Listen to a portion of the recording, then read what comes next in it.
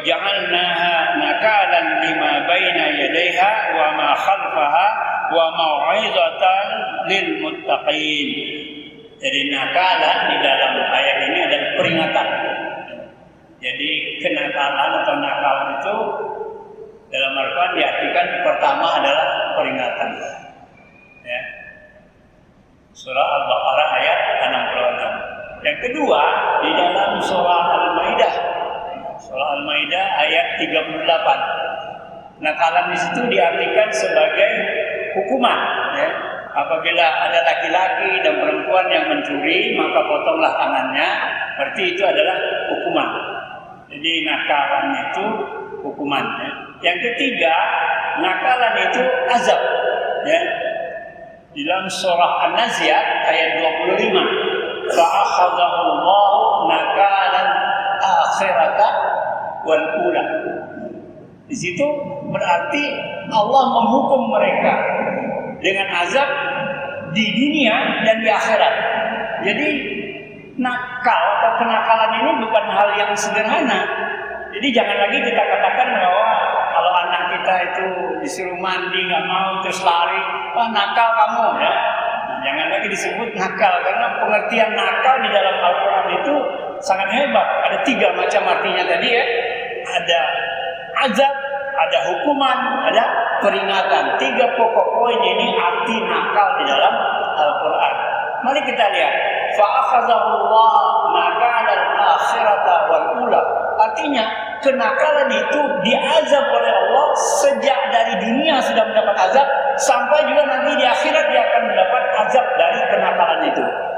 Apa itu nakal? Kalau nakal di dalam pengertian kita, kalau kenakalan remaja itu disebut orang yang melakukan pelanggaran hukum. Itu disebut dalam kenakalan remaja, itu remaja yang melakukan pelanggaran hukum, baik itu secara pribadi bersama-sama teman-temannya ataupun berkelompok. Nah, di dalam surah Al-Baqarah ayat 65 yang Allah katakan nakal sebagai peringatan itu, di dalam surah 65 Allah katakan i'tadaw minkum, ya, i'tadaw minkum, peringatan bagi mereka itu fisabti. Mereka itu apa? Tadinya orang Yahudi yang kejadian ini di nama sebuah desa yaitu Ailah di tepi pantai Laut Merah. Ya. Tapi ada juga yang menyatakan bahwa ini di sebuah danau Tibriyah ataupun ada juga tempat lain. Ada 3 tempat yang mengaku. Tapi baiklah kita fokus saja pada negeri Ailah ini, negeri antara Madian dengan Al-Murah menurut Ibnu Katsir. Nah, di negeri ini orang-orang itu sudah ditentukan. Tadinya Allah sudah tentukan bahwa hari besar itu adalah hari Jumat. Tetapi orang-orang Yahudi berusaha untuk merubahnya, dirubah kepada hari Sabtu, hari ke-7, hari terakhir. Jadi maksudnya peribadatan, orang itu libur, ya, beribadah itu tadinya Jumat oleh orang Yahudi dirubah mau jadi hari Sabtu. Kemudian Allah mengizinkannya, memberikan kemudahan. Maka tapi dengan syarat. Syaratnya apa? Pada hari Sabtu itu tidak boleh berburu dan tidak boleh makan ikan. Karena itu masyarakatnya tinggal di tepi pantai, ya, ataupun di tepi danau. Mereka itu tidak boleh berburu ikan pada hari Sabtu dan tidak boleh makan ikan pada hari Sabtu. Itulah aturan Allah pada masa zaman Nabi Musa tersebut. Ternyata ketika mereka hari Senin sampai Jumat, ikan itu jarang muncul, susah didapat. Tapi kalau hari Sabtu di pantai itu ikan pada ke pinggir semua. Jadi sangat menggoda. Ya, ujian buat mereka. Akhirnya apa? Mereka pada hari Sabtu itu bahkan sejak Jumat malam itu mereka sudah taruh jebakan, ya, jaring ikan dia taruh. Kemudian ada juga yang menangkap ikan itu dari Sabtu dia tangkap, diikat pakai benang, nanti dilepas lagi. Hari Minggu baru ditarik lagi di benang. Jadi diakalin. Ya. Jadi aturan Allah dikerjain sama dia, ditipu sama dia, diakalin. Ya. Sehingga nanti dipanenlah ikan itu pada hari Ahad.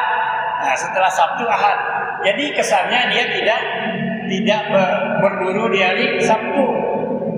Masyarakat di sana ada yang mengetahui, karena nggak tahan juga mungkin orang-orang yang berburu hari Sabtu itu laparnya, ikan itu ditangkap juga, dibakar juga, baunya kan kemana-mana.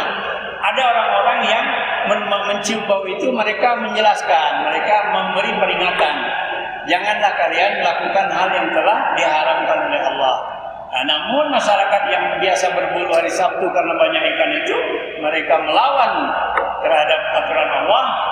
Akhirnya mereka besoknya sudah sehari dilihat tidak ada keluar rumah. Akhirnya masyarakat menemui rumah-rumah mereka, ternyata rumah mereka dikunci dari dalam. Setelah dilihat dari jendela, ternyata mereka telah berubah menjadi kunu qiradatan khashiin.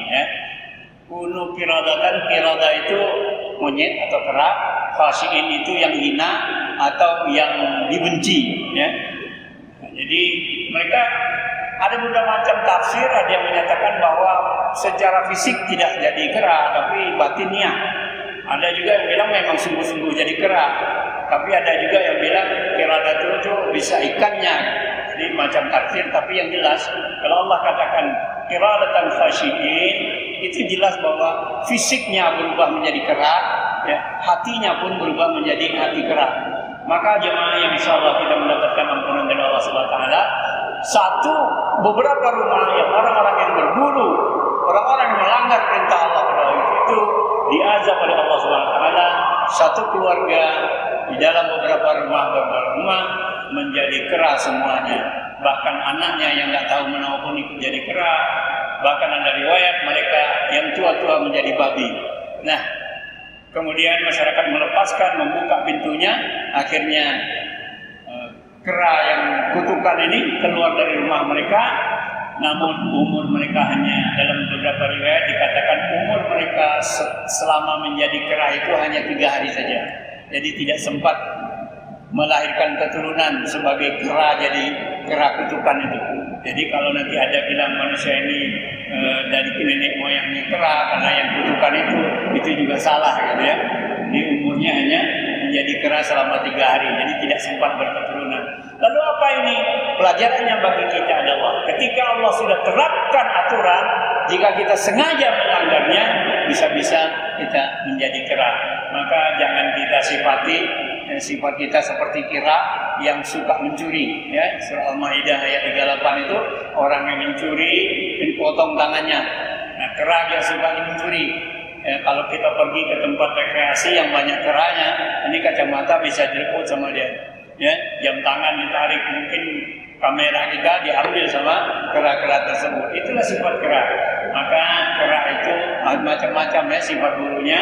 Nah, insya Allah ini bisa menjadi pelajaran bagi kita semua, bahwasanya jika Allah sudah terapkan aturan, maka janganlah kita melanggarnya. Insya Allah kita selamatkan oleh Allah Subhanahu wa taala. Lebih kurang saya mohon maaf. Nasrun minallah wa fathun qarib. Assalamualaikum warahmatullahi wabarakatuh.